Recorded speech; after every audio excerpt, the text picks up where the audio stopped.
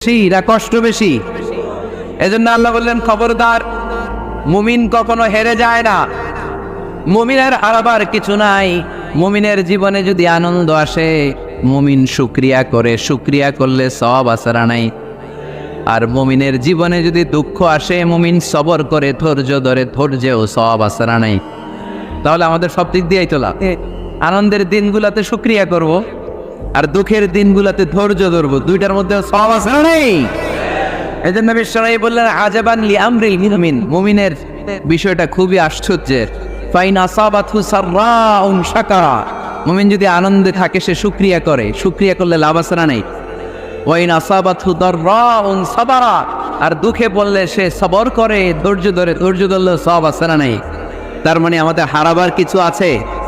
মাঝে মাঝে আল্লাহ আমাদেরকে দুঃখ কষ্ট দিয়ে পরীক্ষা করতে চান, এগুলো আমাদের জন্য খারাপ নয়। এই দুঃখ কষ্ট